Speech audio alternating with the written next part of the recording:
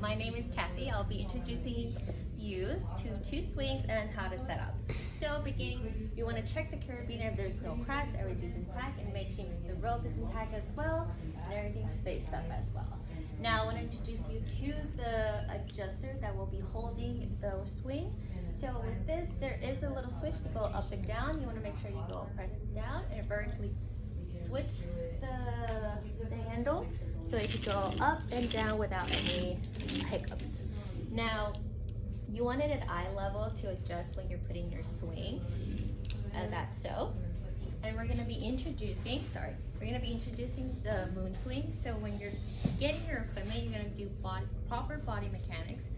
So you always wanna bend down, always lift up with your, and push off with your lower body. Now with this, you want to make sure this is upright like this. Make sure it's hooked up into this hole, just like so. While we are adjusting this to height, we want to make sure this is aligned with the child's chins. Now again, we're going to be moving this just upright because it looks like it's too low. Now to get on this swing, you want to go ahead and push through inside your legs, cross your legs, hug it really tight like bear hug, and then swing off. Keeping those legs still crisscross. Now, some precautions and contraindications. We want to look out for if your child has seizures. So if your child is having seizures and are controlled by medication, you do want to start off slowly, and you always want to make sure they're going in a linear, so front to back. And if a child is having seizures and are not controlled and are brought up when they are popped into vestibular motion, that will be a contraindication. But if the child is having seizures and is controlled and is not inputted with vestibular input, then they are okay to perform the activity. But in a slow motion, you still want to check for facial expression. If the child is having any sweating, puffy cheeks, hiccups, you want to go ahead and slowly stop the swing and go ahead and do compressions on them to regulate themselves back. I want to introduce to you when a child is on the swing.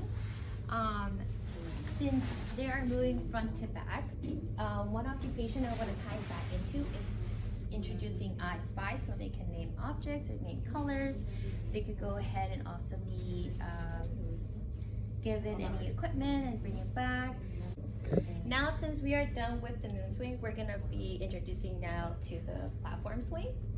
And again, we want to use proper body mechanics when lifting up the platform swing. So again, we're squatting, making sure this is underneath our armpit. So lifting up together, making sure this is eye level or more lower regarding your height, making sure we're putting it inside that little hole, and going ahead and platform that down. Now since the platform is on, now I have to adjust it to the child's shin height, or like shin here in the legs. So I'm gonna still use proper body mechanics, lifting it up, bringing it to my armpit, and lift up with the adjuster. And then we could just place it down and ready for a swing. Now, the same precautions apply to the platform swing with our seizure children. So again, when the child is having seizures and are not controlled, this will be a contraindication.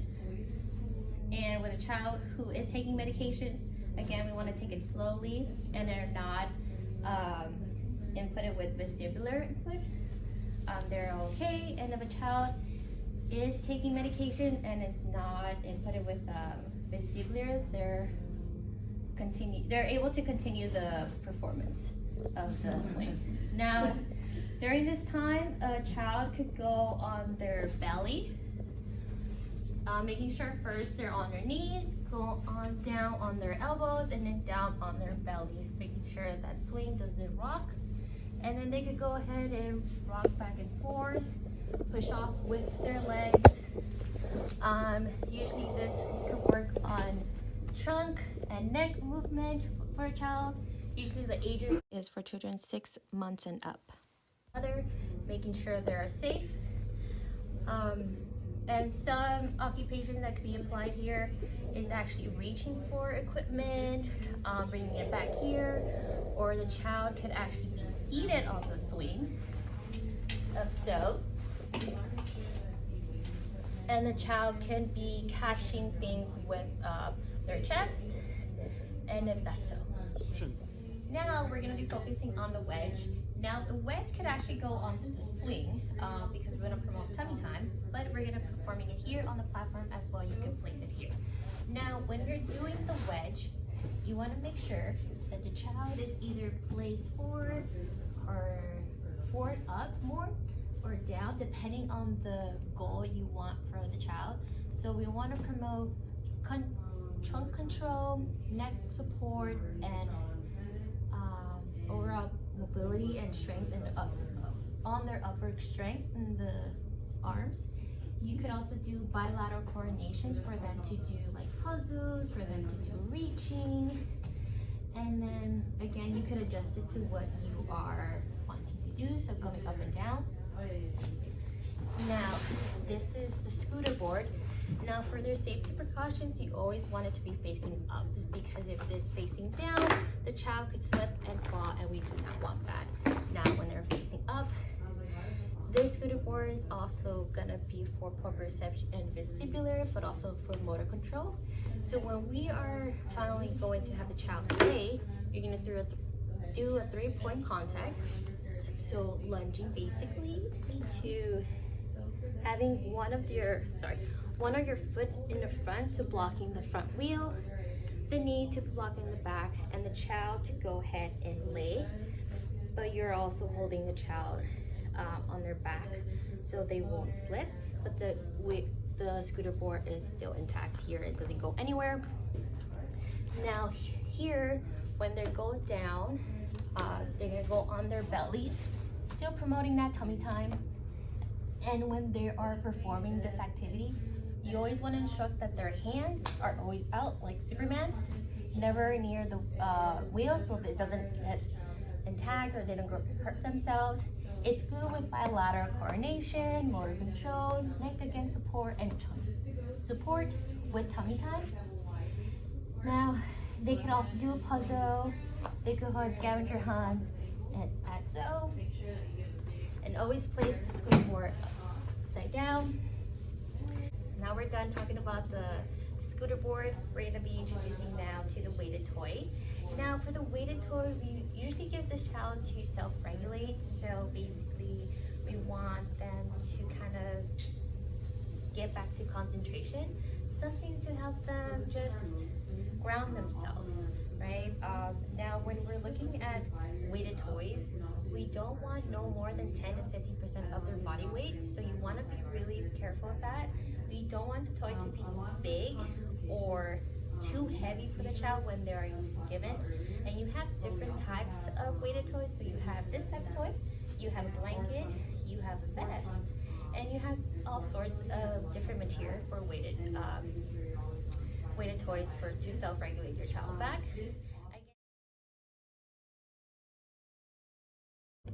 Hi Laura, how are you? I'm doing good. Good.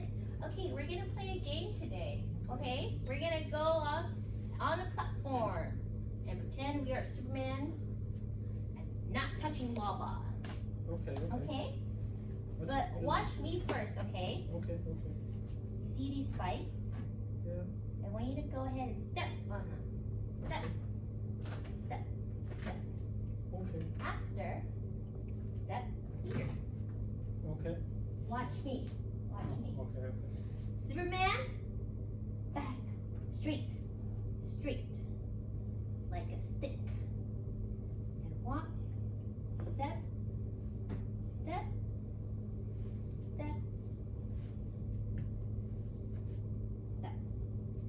body straight, Superman, and head forward. Okay? Okay. Now you try. Okay, let's try again, Laura. Go ahead and feel your feet on spike. And step when you're ready. Remember, Superman. Step 1. Good.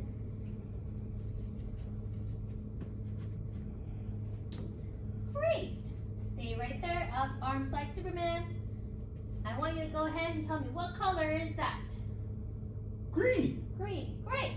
How about that one? Purple. Oh. Try again. Blue. Blue. Great. Go ahead and continue to the last one. Remember, arms straight like Superman. Up like a stick. I'm sorry. Almost there.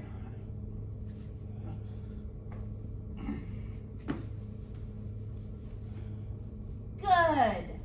Go ahead and step down to the pad. Good.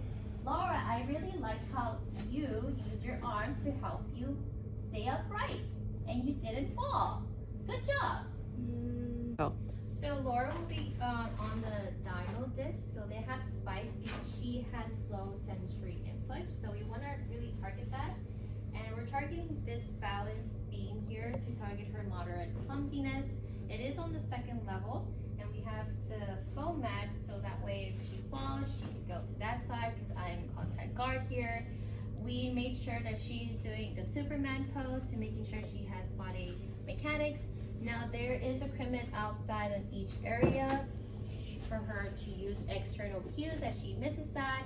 So I made sure for her to shout out what she saw, even color or shapes during her balance beam walking. Hi, this is a reflection video of me working with the AOTA students. Now, this was a new experience for me.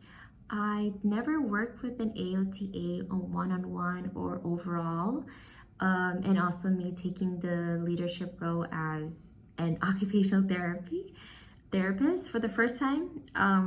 So this was very new.